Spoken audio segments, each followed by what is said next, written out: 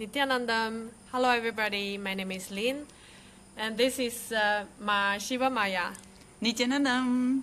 Yes, we are at our Guru Paramahamsa Nithyananda's breathing space in Bangalore, India. Paramahamsa Nithyananda is the living avatar, the reincarnation of Shiva. So now I invite my friend, my Shiva Maya, to talk a little bit of herself. So as you can see, we are both Swamiji's daughters, and I live as Adinavasi, and today earlier I shared the Adinavasi training program for people who are willing to live a 24/7 spirituality at the breathing space of Avatar. So Adinavasis are allowed to have families and possessions, but it's also a lifestyle. Like we devote our life to spirituality, to be with Avatar. And sanyasi is another, a bit different. Like, Yeah. They, the biggest difference, for example, they are the only relationship they have is with Guru. No family like that, and of course no possessions either. So my Shiva Maya is the Western girl who take the big jump to be a sanyasi, live in a Hindu style. Now we have a tractor. Of course, this kind of things happen. Yeah, it is a very, very active lifestyle here, Yes. so always something happens. Yes. Okay. Now, tell us a little bit of your choice, why you decide to become a sannyasi. Well, at first, to be really honest, it was simply Swamiji asked me when I was here for some time volunteering. He asked me, "Do you like it here?" And I said, "Yes, I like it very much." And then he asked me, "Do you want to stay?" Actually, very casual, and my whole space, my whole inner space, was just one big yes. I felt a really strong pull to this lifestyle. I loved everything that I had experienced with Swamiji so far in Inner Awakening, in different weekend programs, volunteering here in the Adinam. So there was just one big yes. There was not any decision or mind coming in like reasons for why I should choose for this lifestyle. There was just this really big feeling like, yes, this is all I want. And like looking back at it and discovering this whole lifestyle while living it, it just makes so much of sense to me, because I always felt like, okay, a relationship is nice, kids are also nice, but I don't feel at all that I want to have that family. I don't have that desire. I think it is the natural way of living to be enough unto yourself. So I also felt like living alone is not that much of fun. It is much more fun to live with a lot of people around, especially if you share same kind of values in life, same kind of goals that you can be busy with during the day. And work together on. So that kind of a lifestyle I also very much appreciated. And here, of course, we live in like a community. We are dedicating our life to consciousness, to raise consciousness on the planet. That is the most ultimate thing that I can think of as a goal in life. Like Lynn, like how you said, Swamiji is the only relationship in my life. That means also that like becoming more and more conscious and exploring consciousness and sharing that with others. That is the main thing. And he is the embodiment of consciousness. So he is literally for me the one to look up to, and I just want to become him. Yes. Actually, a common question why people become a sannyasi, like people would wonder how life was before when you were in the Maya. Yes, can you tell a little bit Yes, of your own course. life? Yeah. I started actually working after studies as a concert. And you were from? Netherlands. Yes.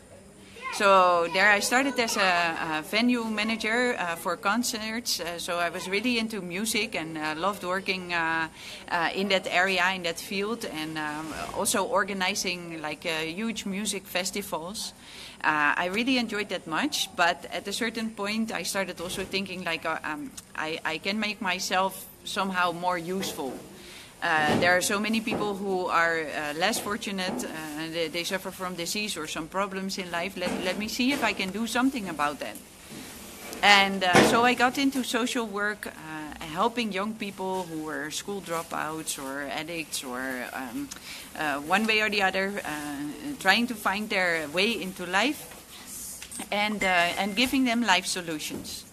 And of course, when I learned about Swamiji and the whole Vedic tradition, I also discovered that the best life solutions are to be found here, actually. Because that whole lifestyle is designed in such a way that you don't even become sick. You don't even get into problems. Because the whole lifestyle, if you live that from the way you eat till the powerful cognitions you carry for your life, then all of those problems naturally are not there. And so much of awesome experiences, the different dimensions in the universe, the different states of consciousness, all of that is there to explore. Yes, actually, this what you talk about remind me of one thing that I'm frequently asked, like, why do you escape from Maya? Like, in the Maya, you can enlighten. A lot of people, why you decide to hide yourself somewhere and live a lifestyle like this? Actually, this is not true. Everything is frequency. The high frequency a group of people can vibrate is the effect of that is much bigger than we can imagine. I think people have heard of critical mass. That is the awakened being. When we have achieved a certain amount, we will wake up the complete humanity. So it is not about me telling you, wake up, you have to do this, this is right or wrong. But the more efficient way to save the society, to create peace, to decrease the disaster rate, is to enhance the vibration of the whole humanity. How to achieve that? That is more people we gather together to increase our own frequency.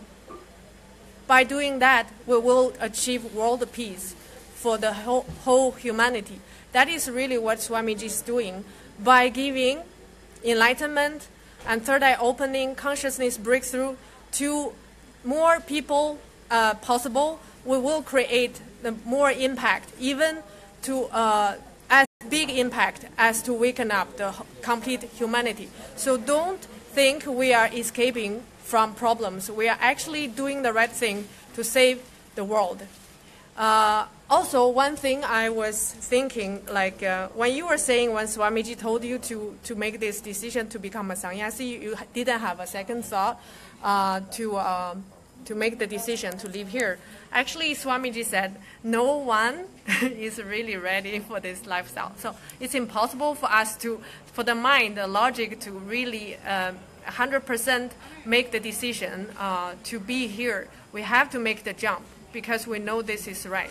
So yeah, and at the same time, when I described there was just one big yes in my space, it also, how I understand it myself, it is that strong seeking, and wanting to experience that higher consciousness, understanding somehow from your being, like where I originally came from, there everything was so blissful. I want to go back into that state because I know somehow it is possible.